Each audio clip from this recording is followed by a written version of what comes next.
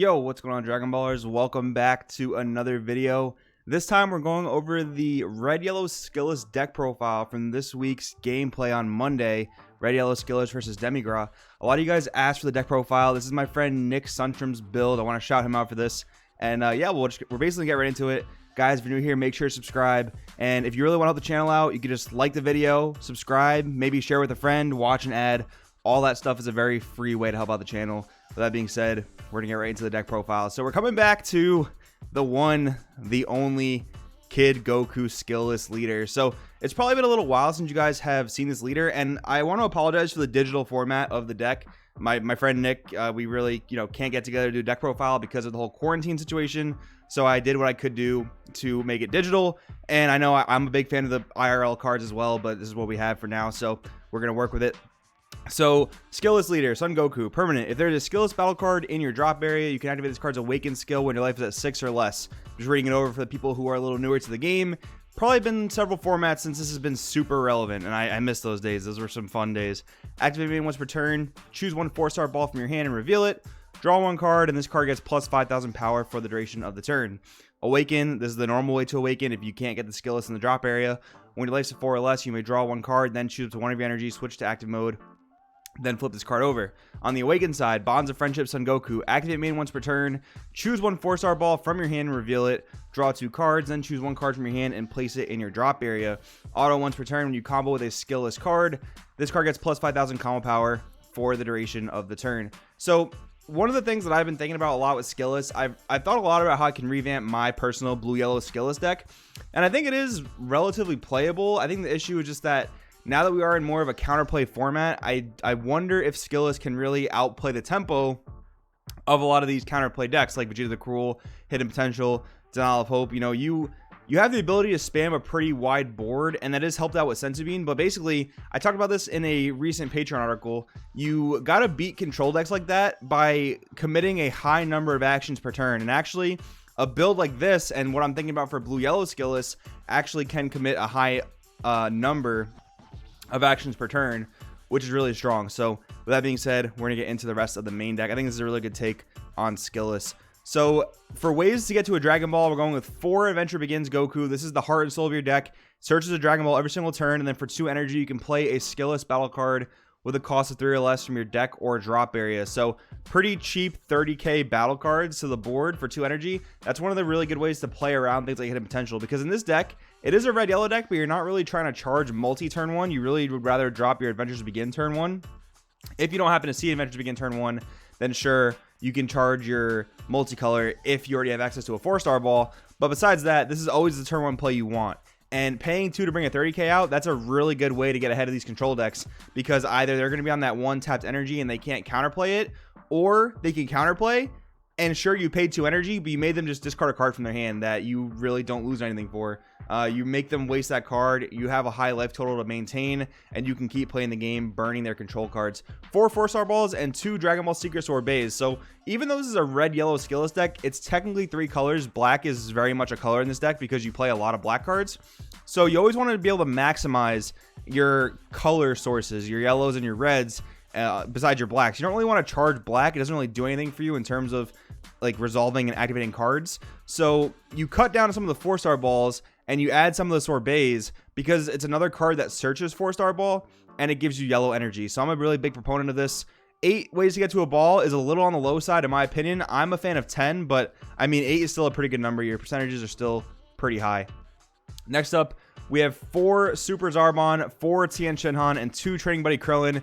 This is basically the Skilless package, so 8 Skilless battle cards is really good. You do want to draw these a decent amount of the time because you want to get one to your drop area so that you can awaken at 6 life. You also want to be able to have a set amount in the deck, and then with the 4 20ks, you can bring them out from the drop area with Training Buddy Krillin, which is actually a really strong aggressive play. For 2 energy, you get 4 energy worth of battle cards, and one of them is a 20k beat stick.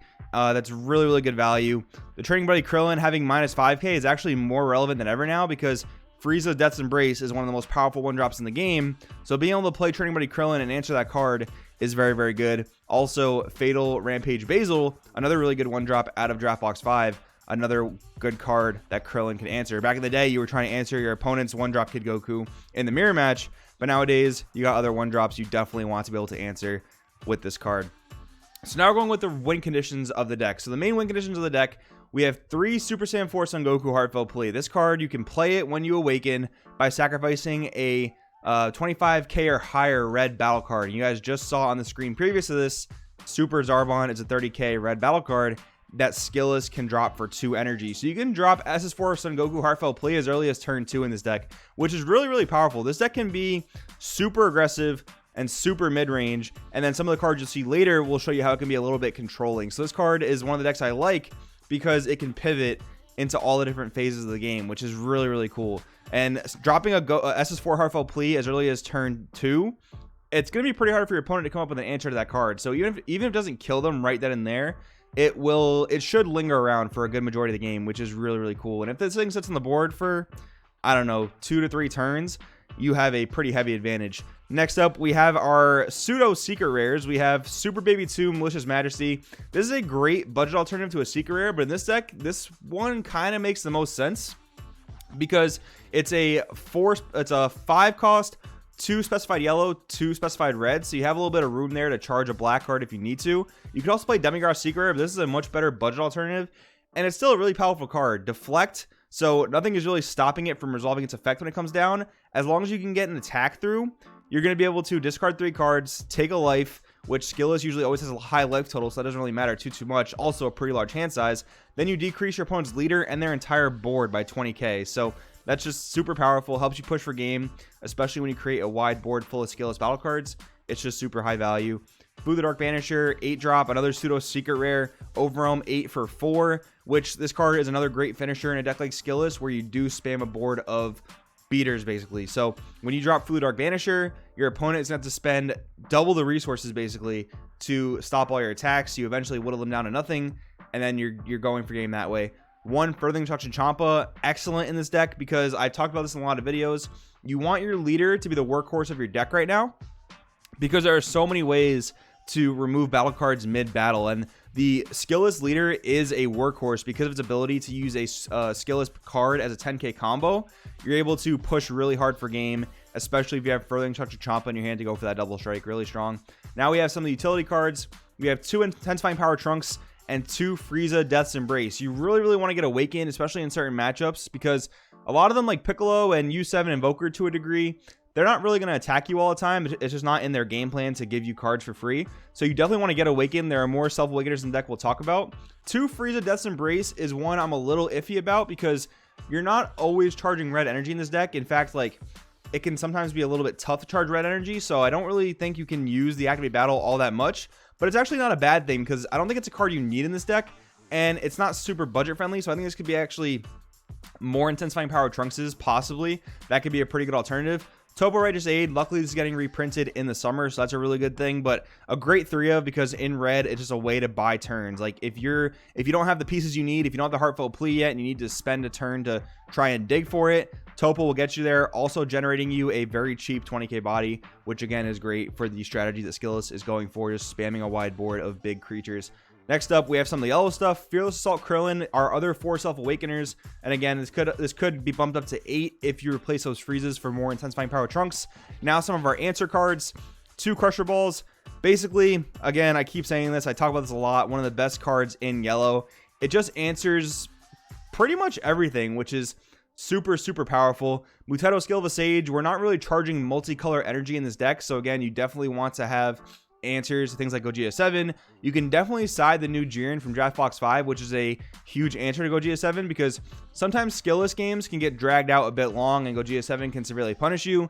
So having the Mutato to answer it there is really good. Another great card I want to have you consider for the side deck though, Hellfighter 17, the Neutralizer, because this deck does not have any type of answer to Smoke Dragon, and Smoke Dragon in a prolonged game can hurt this deck a pretty decent amount. And Hellfighter 17 Neutralizer, on your opponent's turn, it's automatically a 2-drop. Typically it's a 3-drop, but it's a 2-drop counterplay during your opponent's turn that when they play a battle card, you play it, you choose one of their battle cards, negate its skills for the turn. So really good option there for negating the effects of the Smoke Dragon so that they can't destroy you with it right then and there. They can wipe your board, they can kill your hand, they can mill you out if they've been turboing through your deck. Just like everything Smoke Dragon does, you don't want it to happen to you. So that's a really good sideboard card. And Master Roshi Forge of Will, 2 more yellow cards, and it's also a negate to boot, so can't really ask for much more. Last few cards in the deck, Power Burst at 3. We already have a lot of other negates in the deck, but you want to be able to recycle your Kid Gokus, and of course 4 super combos. I think this deck is a really, really fun deck. Skilless is a special place in my heart, and I think this is a really good take. Once again, shout out to my friend Nick for letting me profile the deck. Really cool concept. Hope you guys enjoyed the video. Let me in the comments below what you guys think. Hopefully digital format was okay. I think I did a pretty good job here compiling it together. Gave you guys the ratios pretty clearly, but again, let me know what you guys think. Thanks for watching. I will see you guys all next time.